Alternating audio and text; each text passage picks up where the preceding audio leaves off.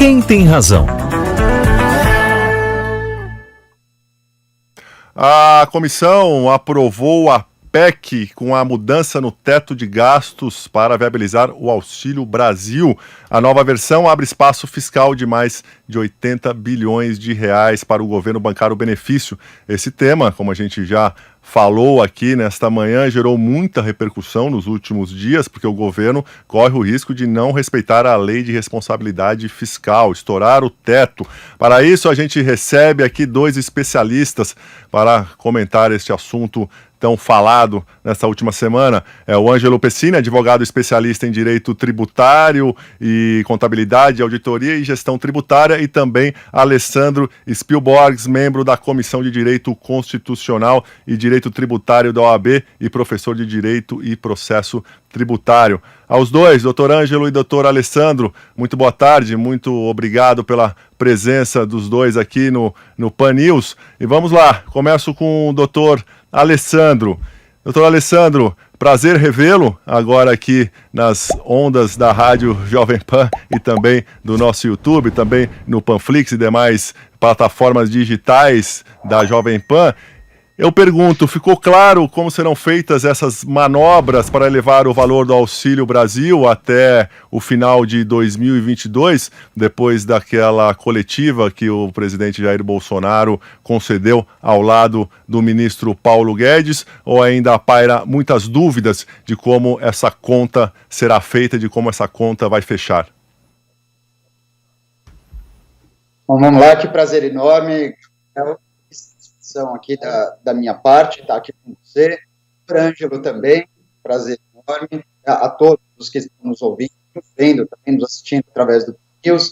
Bom, de fato, né, mais um risco muito possivelmente incalculado pelo governo, quando eu digo um risco incalculado pelo governo. Doutor Alessandro, te peço desculpas, o senhor está me escutando, é que seu áudio está um pouquinho picotado. Eu vou pedir para a produção aqui, retomar o contato com o senhor. Enquanto isso, eu falo com o doutor Ângelo. E, Ângelo Pessini, muito obrigado pela sua presença aqui. Reforço aqui todos os predicados aí que disse ao doutor Alessandro. E também reforço a pergunta. Esta entrevista ontem do Paulo Guedes junto ao presidente Bolsonaro, onde eles tentaram explicar o que vai acontecer, como será feita, né, esse estouro de gastos, de onde virá o dinheiro para conseguir cumprir com este auxílio de R$400 até o final de 2022. Ficou claro as informações, como serão feitas estas manobras, ou ainda, repito, temos dúvidas sobre como vai ser efetivado esse auxílio até as eleições do ano que vem?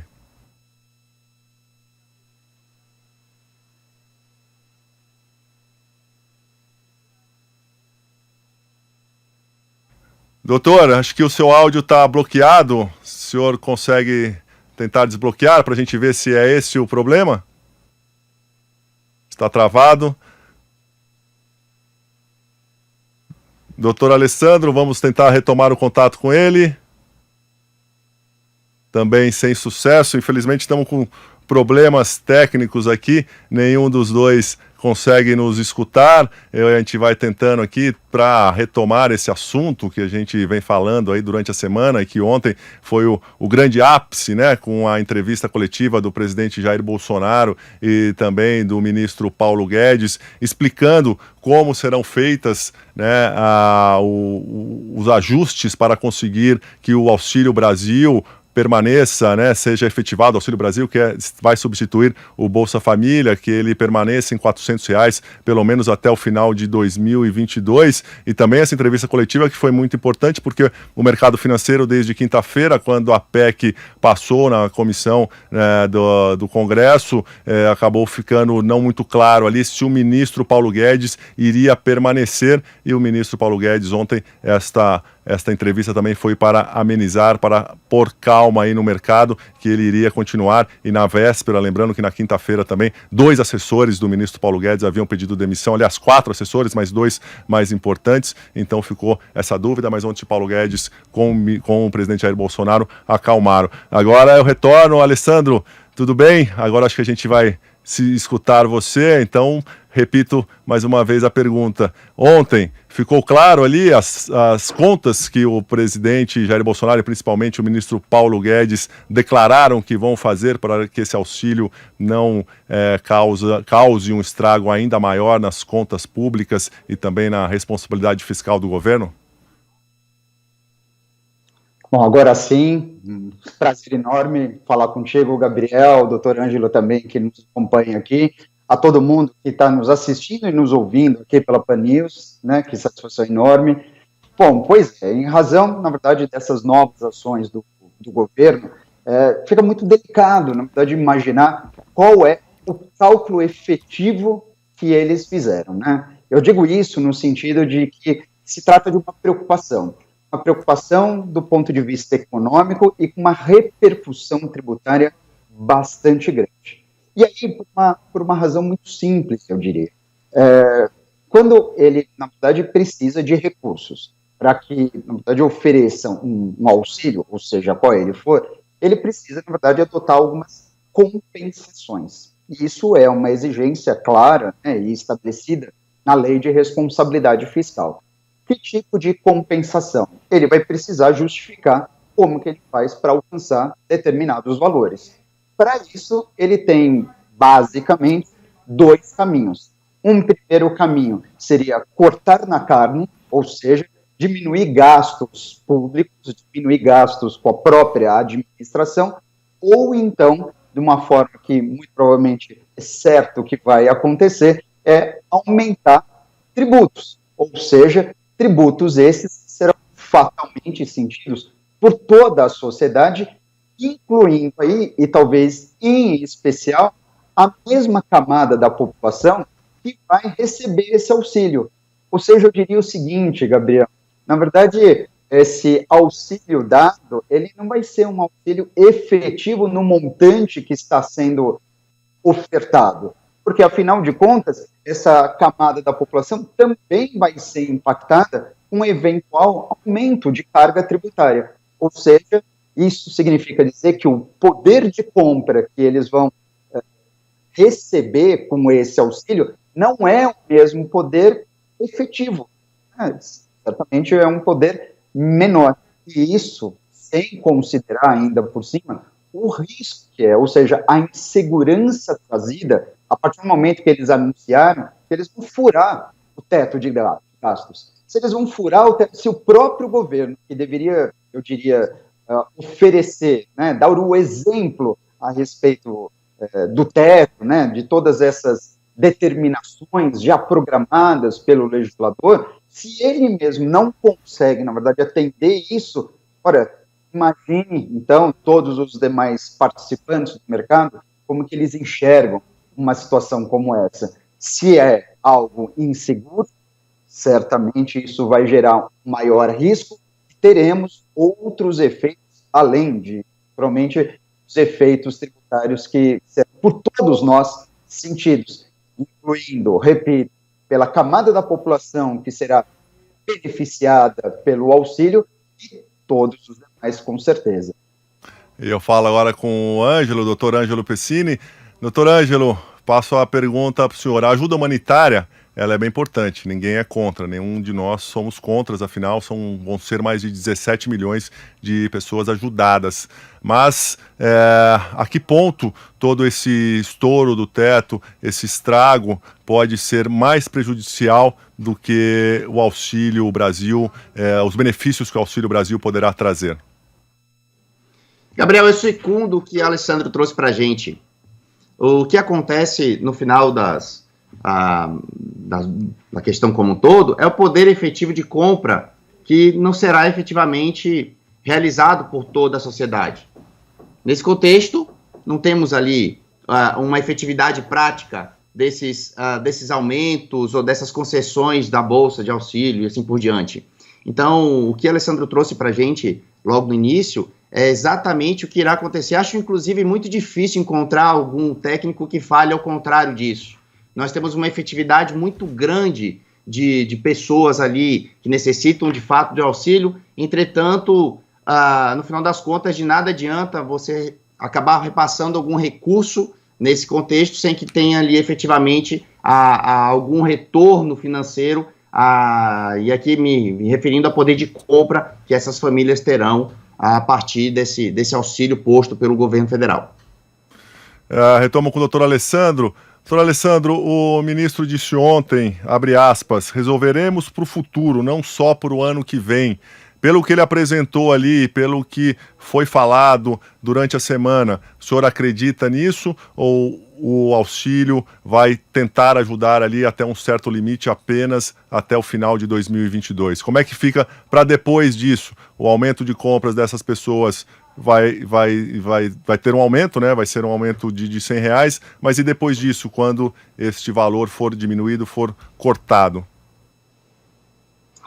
Olha, Gabriel, sinceramente, eu acho que o efeito desse aumento, e como inclusive o Dr. Ângelo frisou nesse sentido, bom, primeiro que não é tão efetivo como o governo está planejando, ou pelo menos, melhor dizendo, como o governo está anunciando. Isso por conta das medidas de compensação que certamente serão tomadas, e digo mais, medidas essas que talvez não sejam dadas a elas a mesma publicidade que o aumento, o que significa dizer, portanto, que esse aumento, ousaria afirmar aqui, ele talvez tenha um cunho político e talvez eleitoreiro com muito mais ênfase para esse primeiro momento do que efetivamente uma preocupação com um restabelecimento dessas famílias ou o cuidado que se dá, na verdade, com essa camada da população um pouquinho mais sujeita, né, a todos esses impactos.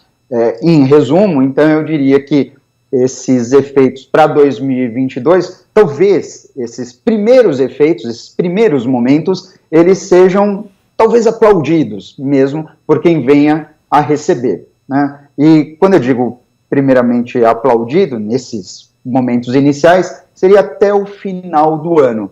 Eu estou imaginando que tributos como, por exemplo, tributos que incidem sobre receita, sobre faturamento, ou mesmo sobre produtos de consumo, como o imposto sobre produtos industrializados, que podem receber modificações nas suas alíquotas, são tributos cujos efeitos do aumento poderão ser exigidos, caso sejam tomadas essas medidas hoje, sejam efeitos que sejam sentidos efetivamente daqui a 90 dias, o que vem a coincidir, muito provavelmente, com o final de janeiro. Então, eu diria que, até antes deste período, muito provavelmente, o efeito será, na verdade, um efeito aparente, mas, a partir de janeiro, para o final de janeiro e, consequentemente, o preço para a população já começa a ser pago e um preço muito caro. Doutor Ângelo, o senhor também vê aí um cunho, uma conotação mais política do que realmente humanitária do presidente, né, estender este auxílio, né, até o ano que vem, ou também unir o útil ao agradável, que as pessoas precisam, isso todo mundo sabe. Vamos aproveitar que vem eleição ano que vem e vamos estender até lá, pelo menos. A bem dizer, não tem, inclusive, Gabriel, como você raciocinar essa estratégia do governo como algo diferente do que uma medida eleitoreira.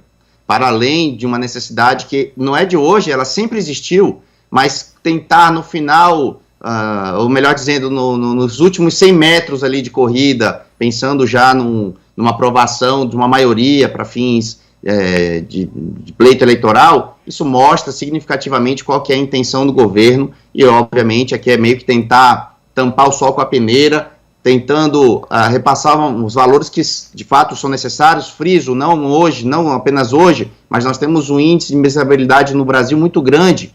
Então, outras medidas eficazes que de fato resolveriam o problema não foram postas em prática nesse governo, e agora, no apagar das luzes, busca-se uma tentativa de aprovação de uma maioria, trazendo medidas que, inclusive, eram condenadas pelo governo atual em relação à gestão anterior. Vemos, inclusive, Gabriel, então, né, em suma, uma prática semelhante ao que anteriormente se fazia, unicamente com o fim prático de buscar votos. Afinal de contas, como a Alessandra acabou de dizer, em menos do tempo do que se imagina, nós teríamos ali a verificação de que o poder de compra desses valores seria significativamente reduzido, isso em virtude do aumento do dólar, inflação, taxa de juros, redução de empregos e assim por diante. Ninguém quer investir naquilo que não tem equilíbrio, então isso afasta investidores, prejudica demais a economia do país. E aí, então, vou nessa linha, doutor Ângelo, continuo com o senhor. Qual que é o real significado fiscal ali do estouro do teto de gastos? A gente sabe que se a gente estourar o nosso orçamento, a gente vai para o cheque especial, vai dever o cartão de crédito, juros altíssimos. E um governo nessa esfera, quais são os reais prejuízos, falando aí em macroeconomia?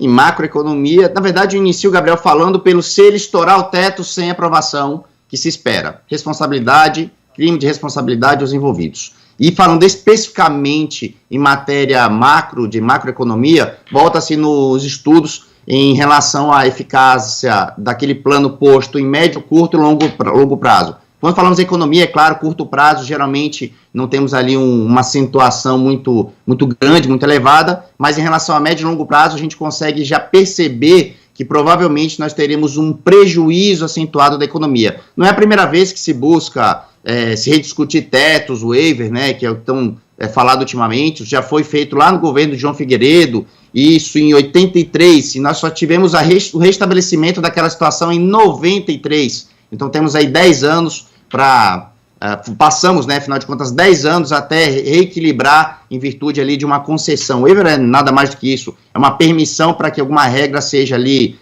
rediscutida ou afastada, e é o que se busca com esse furo do teto de gastos. Isso, de fato, não auxilia, não resolve problema nenhum. Como eu disse antes, é tampar o sol com a peneira ou descobrir um santo para cobrir outro. Doutor Alessandro, a credibilidade do Brasil fica extremamente arranhada e perdemos ali do ponto de vista já para o ano de 2022 uma responsabilidade, um ano de responsabilidade fiscal mais apertada. Isso tudo foi por água abaixo? Muito provavelmente, né? Quer dizer, mais da nossa credibilidade, da nossa já frágil credibilidade, está ainda mais arranhada, não tenho dúvida em relação a isso, porque vamos supor que se o governo, na verdade, que é o primeiro que deve entregar o exemplo, né? No sentido de que se preocupa com uma gestão responsável, acima de tudo, uma gestão fiscal responsável. Ele não consegue cumprir com metas, na verdade, já estabelecidas, já amplamente estabelecidas. Isso dá uma conotação e entrega para a população em geral, sem falar, na verdade, de todos os demais participantes da economia, da nossa economia global, que o país é um país de alto risco.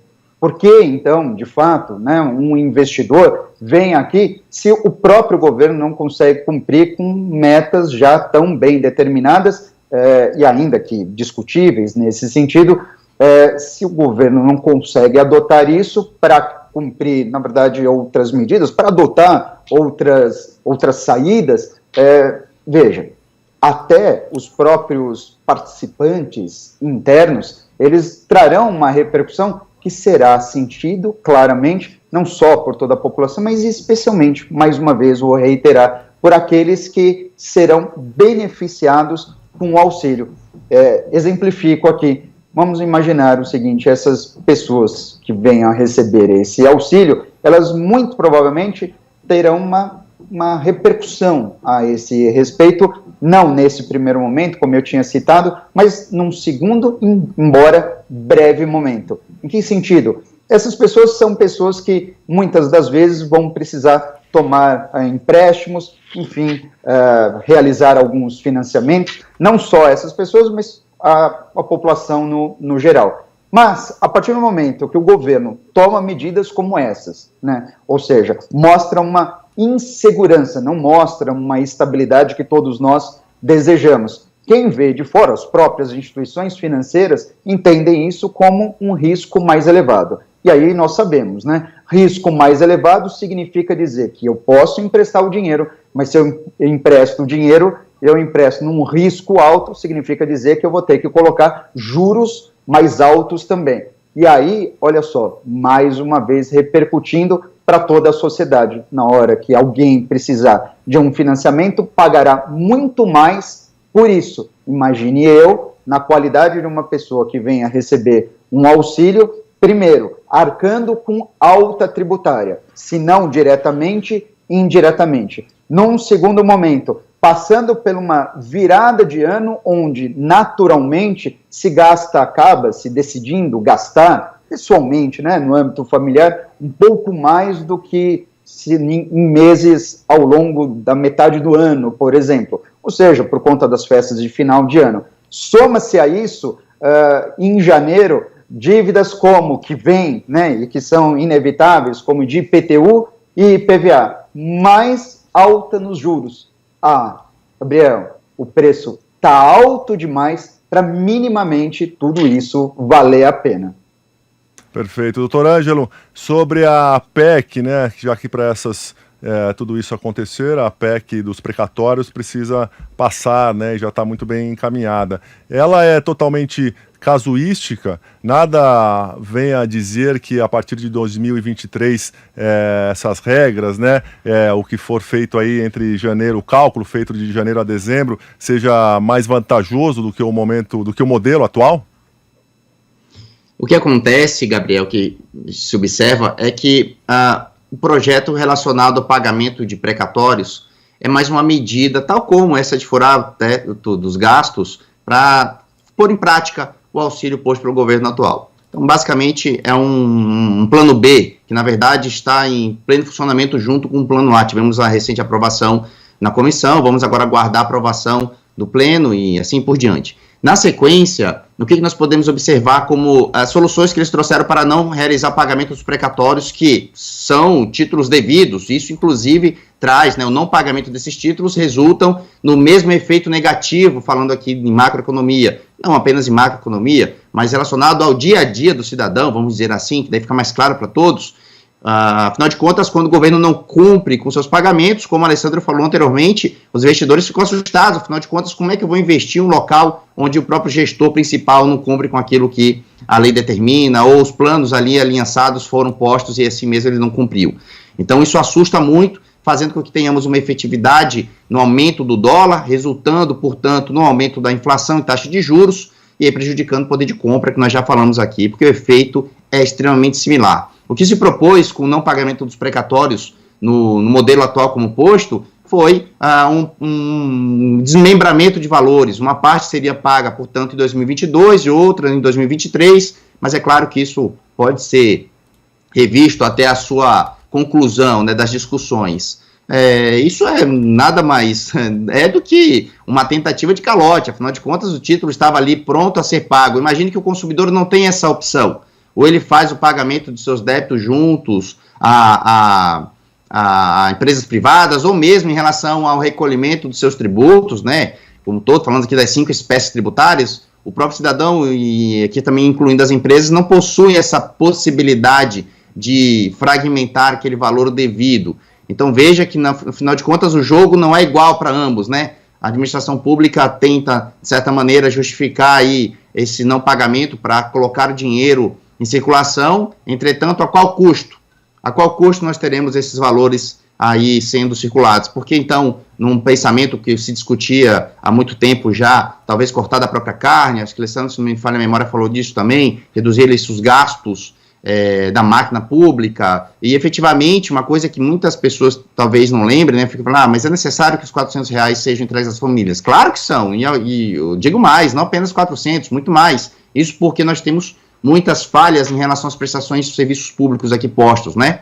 Mas o que eu quero chamar a atenção é o fato de que quando o governo não possui um pouco de espaço para realizar os seus devidos investimentos, tudo fica cada vez mais precário, né? Então estamos falando de educação, de saúde, então imagina, de efeitos práticos, a escola que precisa de saneamento, um exemplo que eu estou dando aqui a grosso modo, ou o veículo lá relacionado à polícia que necessita lá para fazer as ocorrências, ambulâncias, as coisas mais simples são impactadas com atuações como essas. Veja, o que vem de cima impacta toda a cadeia, inclusive o municípiozinho do interior sofre os efeitos de um não compromisso posto pela administração pública aqui, falando de cunho federal.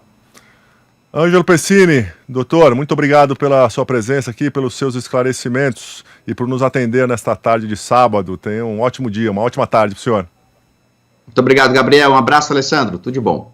Doutor Alessandro Spielborg, muito obrigado. Prazer em revê-lo aqui. Conto com vocês, com os senhores, ainda durante esta semana aqui, que este assunto vai ser revisitado, com certeza. Muito obrigado. Uma ótima tarde.